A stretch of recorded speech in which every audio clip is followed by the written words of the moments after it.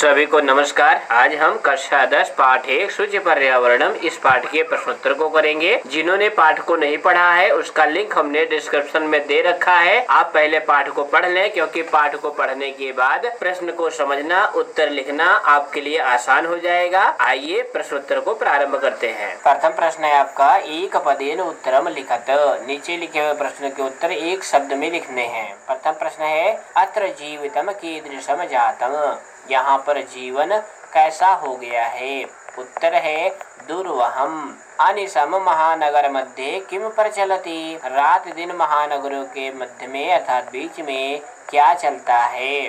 उत्तर है कालायश्चक्रम, लोहे का पहिया। कुत्सित वस्तु मिश्रितम किम अस्ति। निंदित वस्तुओं से मिश्रित या मिला हुआ क्या है। भस्यम, भोजन। अहम कसमय जीवनम कामये। पाठ में कवि क्या कहता है, मैं किसके लिए जीवन की कामना करता हूँ। उत्तर है मानवाय। केशाम माला रमणीया, किसकी माला सुंदर लग रही है। हरित तरुणाम, हरे भरे वृक्षों की। दूसरा प्रश्न है, अधोलिखिता नाम प्रश्नानाम उत्तराणि संस्कृत भाषाया लिखत।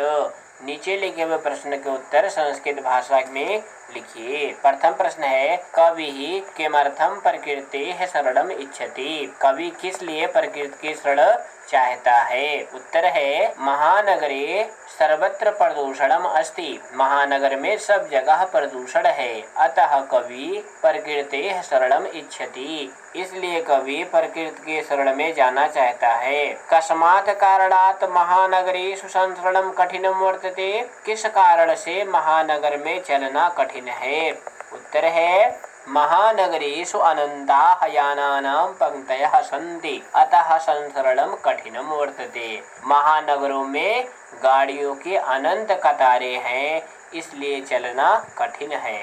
तीसरा प्रश्न है, अस्माकं पर्यावरणे किम किम दूषितम अस्ति। हमारे पर्यावरण में क्या क्या दूषित है। उत्तर है अस्माकं पर्यावरणे जलम भोज्यम वायुश्चा दूषिताः सन्ति। हमारे पर्यावरण में जल, भोजन और वायु सब प्रदूषित है। कवि कुत्र संचरणम कर्तुम इच्छति। कवि कहाँ पर चलना चाहता है। उत्तर है कवि एकांते कांतारे संचरणम कर्तुम इच्छति। कवि एकांत जंगल में जाना चाहता है। पांचवा प्रश्न है, स्वस्थ जीवनाय कीदृशे वातावरणे भ्रमणीयम। स्वस्थ जीवन के लिए कैसे वातावरण में भ्रमण करना चाहिए।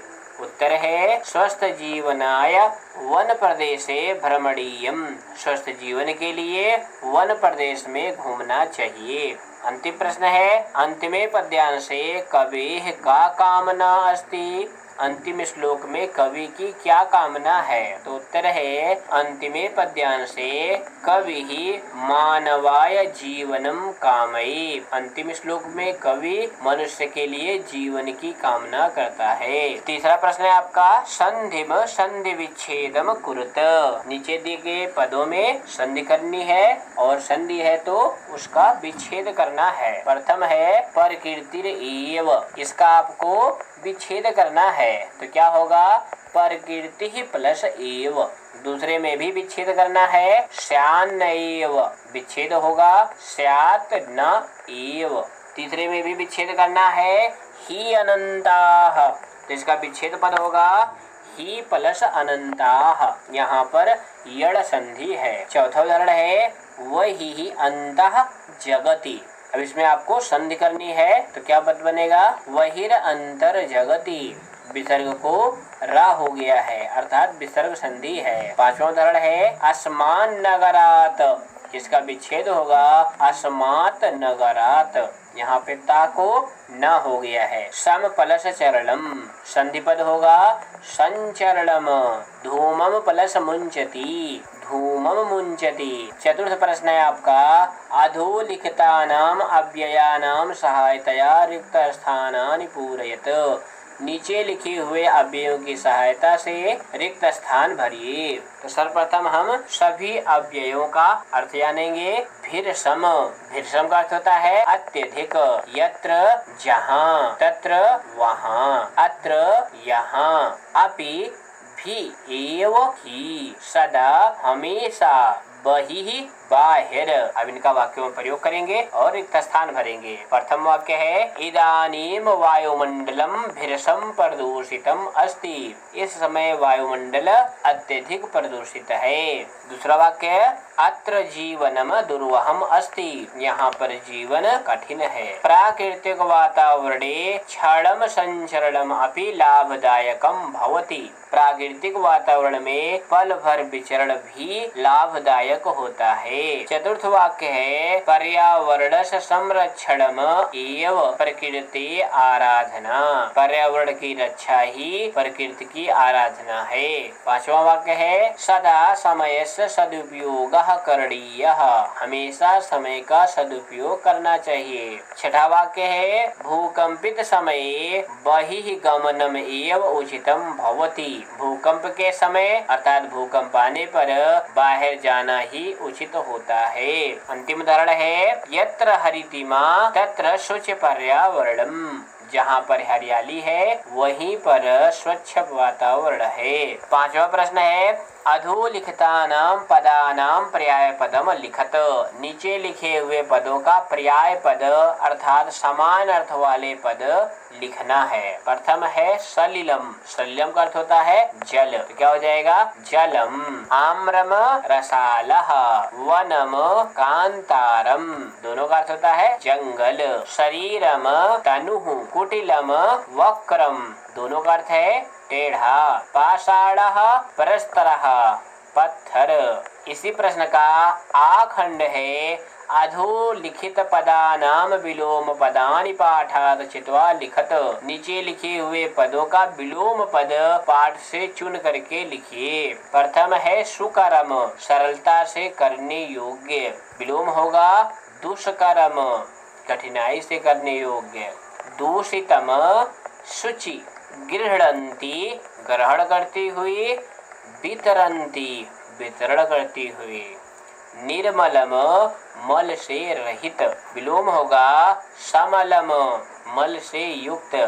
दानवाय मानवाय, शांताः अनंताः। शांता का अर्थ होता है अंत युक्त और अनंताः का अर्थ होता है अंत रहित या अंतहीन। छठा प्रश्न है उदाहरणम अनुसृत्य पाठात् चित्वा च समस्त पदानि समासनाम च लिखत।